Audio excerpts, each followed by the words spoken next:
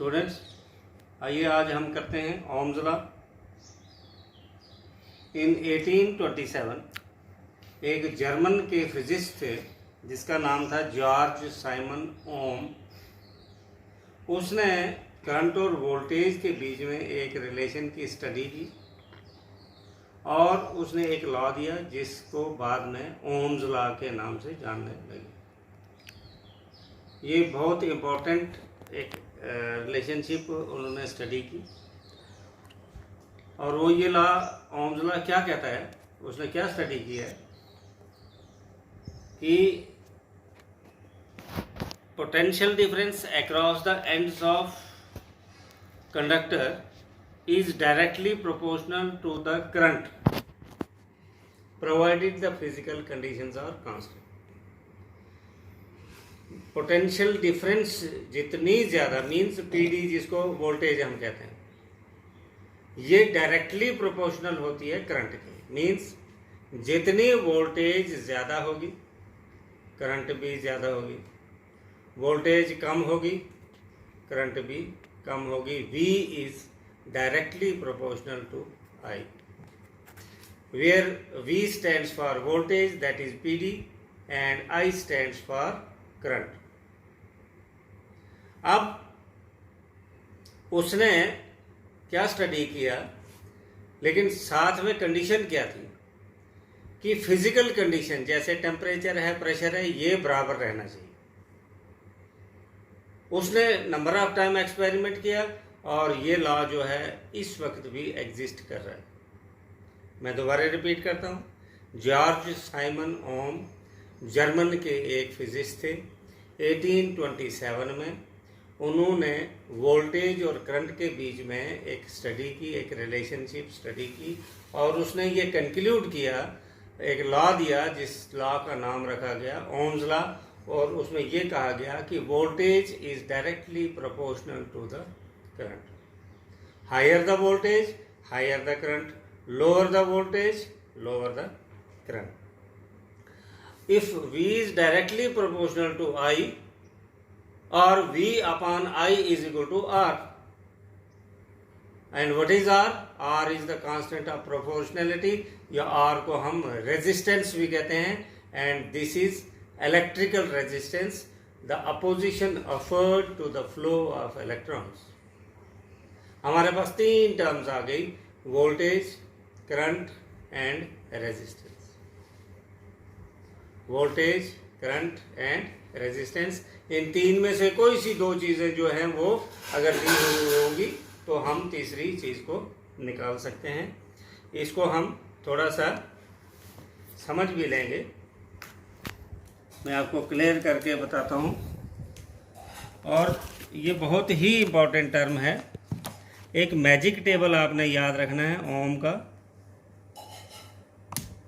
और वो magic table क्या है आप देखिए।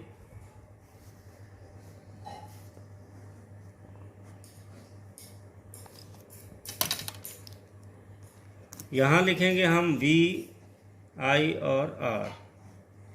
V है वोल्टेज, I है करंट और R है। ये हमेशा आपने याद रखना है ये टेबल। ये आगे इस चैप्टर में बहुत सी हम कैलकुलेशंस करेंगे, बहुत काम आएगा। जो चीज़ आपने कैलकुलेट करनी है उसको थंब के नीचे दबा दो। मान लो आपने I निकालना है तो I is equal to formula क्या बना, V अपॉन R। अगर R निकालना है तो R को थंब के नीचे दबा दो, R is equal to V upon I। And अगर V निकालना है तो V is equal to I into R। तो ये इसी टेबल से हमारे पास तीन रिलेशनशिप बन गई। अब उसने क्या बोला कि voltage is directly proportional to current. यहाँ V इंडिकेट करता है वोल्टेज को और I इंडिकेट करता है करंट को। और V upon I is equal to R, where R is the constant. Means voltage और करंट की जो रेशियो है वो हमेशा बराबर आएगी। अगर यहाँ पर 100 वोल्ट वोल्टेज है और 5 एम्पियर करंट है या 10 एम्पियर करंट है, तो रेशो बन गया 10/1। अगर वोल्टेज इतनी होती है और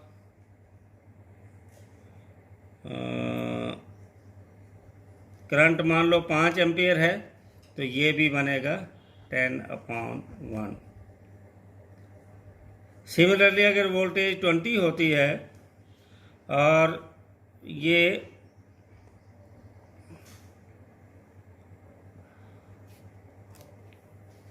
टेन 20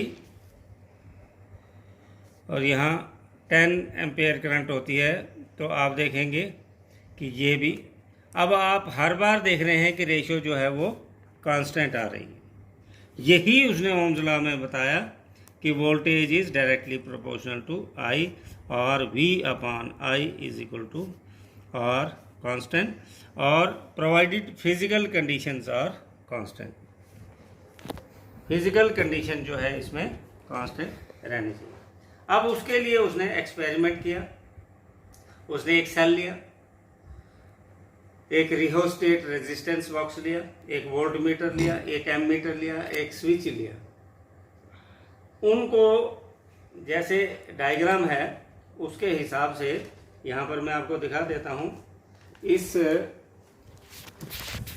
सिस्टम के हिसाब से उसने एडजस्ट किया। ये हमारे पास रिहोस्टेट है, रेजिस्टेंस बॉक्स, जिसके रेजिस्टेंस कम ज़्यादा कर सकते हैं। ये एमीटर सीरीज़ में लगाया है करंट मापने के लिए। ये स्विच है की। ये वोल्ट मीटर पैरेलल में लगाया है और इस रेजिस्टेंस को शंट भी कहते हैं। और ये सेल है हमारे पास, बड़ा जो टर्मिनल है इसको हम पॉजिटिव दिखाते हैं, इसलिए डायरेक्शन इधर को दिए। इस तरह से एपरेटस सेट करना है, इसको सर्किट डायग्राम कहते हैं। अब एक्सपेरिमेंट कैसे किया, उसने स्विच को दबाया, इंसर्ट द की, तो करंट मापी, एमीटर से करंट मापी और वोल्ट मीटर से वोल्टेज मापी। फिर स्विच ऑफ कर दिया, फिर रेजिस्टेंस चेंज की, फिर दोबारा स्विच दबाया और अब दोबारा रीडिंग नोट की, किसकी, एमीटर की और वोल्ट मीटर की। हो गई 2 रीडिंग। अब फिर स्विच ऑफ कर दिया, फिर रेजिस्टेंस जो है चेंज की रिहोस्टेट से।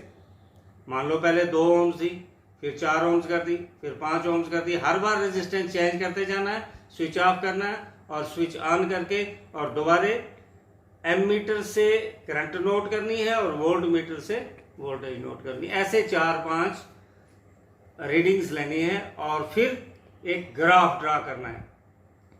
ग्राफ जैसे एक्स और वाई के बीच में आपने